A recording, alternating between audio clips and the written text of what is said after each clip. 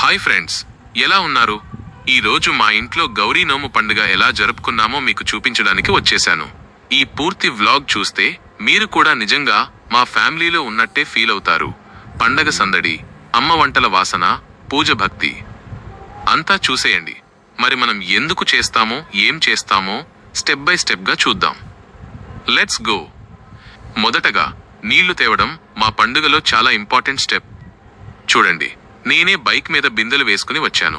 మా ఊరి బావి దగ్గరే ఈ పవిత్ర నీళ్లు తీసుకుంటాం.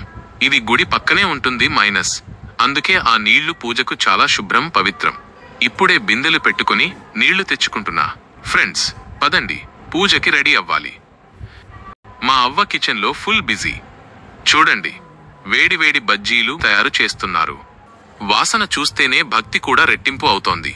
మా ఫ్యామిలీ ట్రెడిషన్ అంటే ఇదే కదా.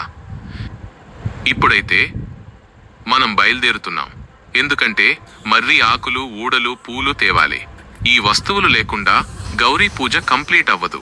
మర్రి చెట్టును శివపార్వతులకు ప్రీతిపాత్రమైనది అని చెబుతారు. ఆ ఆకులు పవిత్రతకు సూచకం.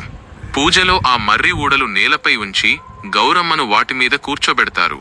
ఇది ఫ్యామిలీ స్థిరత్వం, శాంతి మరియు ఐక్యతకి సూచన. అందుకే ప్రతి ఇంట్లో ఇవి మస్ట్ అండ్ షుడ్ తెస్తారు. చూడండి, ఇప్పుడు పూల టైం. మనం తంగేడు పూలు, గురుగు పూలు, గరిక కూడా తెచ్చుకున్నాం. ప్రతి పూలకి ఒక స్పెషల్ మీనింగ్ ఉంది. గురుగు పూలు పవిత్రతకు, తంగేడి పూలు సౌభాగ్యానికి, అలాగే గరిక ఒక రకమైన గడ్డి, చెడు దృష్టిని దూరం చేయడానికి ఉపయోగపడతాయి. అందుకే ఈ పూలన్నీ పూజలో కీ రోల్ పోషిస్తాయి. ఫైనల్లీ ఇప్పుడు పూజ టైం. మా బాపనయ్య అన్నీ సిద్ధం చేశారు. చూడండి, మా అయ్యే పసుపు, కుంకుమతో శివపార్వతులను తయారు చేసి పూజిస్తున్నారు. పసుపు బొమ్మతో చేసిన గౌరమ్మను ఎంత సుందరంగా అలంకరించారో. ఇది కేవలం గౌరీ నోము కాదు, దీన్ని కేదారేశ్వర స్వామి వ్రతం అని కూడా అంటారు.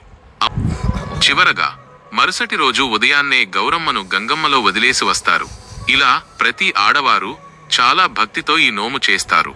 భర్తకు దీర్ఘాయుష్షు, కుటుంబానికి శాంతి కలగాలని ప్రార్థిస్తారు. ఇలా మా ఇంట్లో గౌరీ నోము ముగిసింది ఫ్రెండ్స్. మీకు నచ్చిందా? అయితే వెంటనే లైక్ చేయండి, కామెంట్ చేయండి, షేర్ చేయండి మరియు మా ఛానల్ సబ్స్క్రైబ్ చేయడం మర్చిపోకండి.